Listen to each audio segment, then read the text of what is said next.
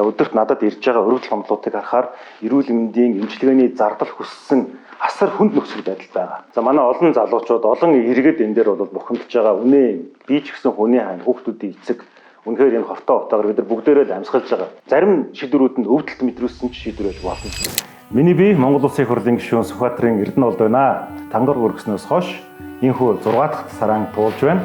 За ингээд 2024 он маань шувтарч байгаа учраас та бүхэндээ товчхон тайлангаа танилцуулъя. Энэ өнгөрсөн хугацаануудад бол тодорхой статистикууд гарсан байгаа. Монгол Улсын их хурлын чуулган дээр 20 гаруй удаа нийтдээ 100 гаруй минутын үг хэлсэн байна. За байнгын хоруудын хурлууд дээр мөн 20 гаруй удаа 80 орчим минутын үг хэлсэн байна. За орон нутагт бас иргэд сонгогчтойгоо хүч ажиллах чиглэлээр маш их анхаарсан байгаа. 12,000 орчим километр явж, за Сэлэнгэ аймгийн бүх сум досгодоор, Дархуул аймгийн бүх суманд, Төв аймгийн зарим сумдуудад ажилласан байгаамаа. За улсын хурлын гишүүний хувьд бол 3 зүйл дээр төвлөрөн ажиллалаа. Нэгдүгээрт нь бол хүний эрхийн дэд хорооны дараагаар сонгогдсны хувьд хүний эрхийн төлөв байдлыг Монгол улстай сайжруулах, ялангуяа амьд явах эрүүл аюулгүй орчинд амьдрах утааны гамшиг болсон байгаа асуудал дээр ямар гарц байж болох вэ? Хэдэн мянгаараа залуучууд нь эх орноосоо дөрвөж, дээрэс нь ахмадууд нь зээлээс зээлийн хооронд иргэд аз жаргалгүй ус байх уу? Эсвэл бол хүний эрхийг дээдлсэн эх орондоо аз жаргалтай үндэстэн байх уу гэдэг бол хүний эрхийн асар чухал асуудал. Тийм учраас энэ дээр бодлогын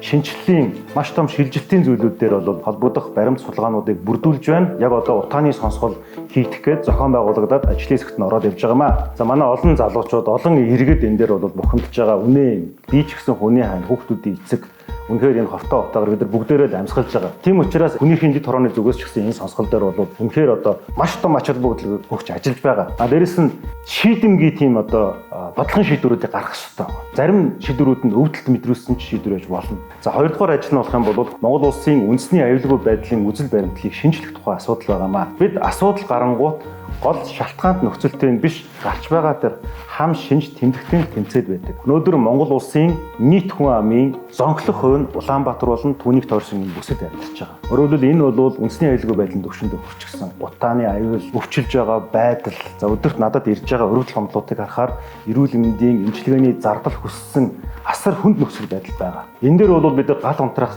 журмаар явж болохгүй. Үнэхээр Монгол улсыг өрсөлдөх чадвартай сайн сайхан улс болгоё гэж байгаа бол бидэнд бодлогын зөв ирэмт хэрэгтэй. Тийм учраас энэ бичиг баримтан дээр маш одоо анхаарал тавьж ажиллаж байгаа.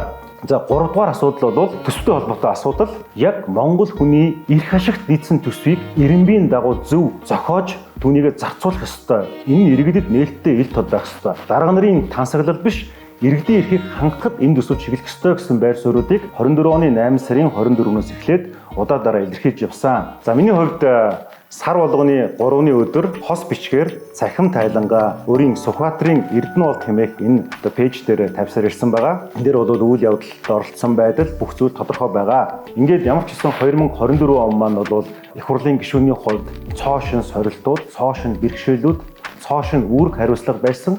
25 онд энэ хариуцлагыг улам илүү иргэдэд ойрхон ил тод нээлттэй та бүхнийхээ хамтын хүчин чармайл оролцоотойгоор авч явна гэж бодож байгаа.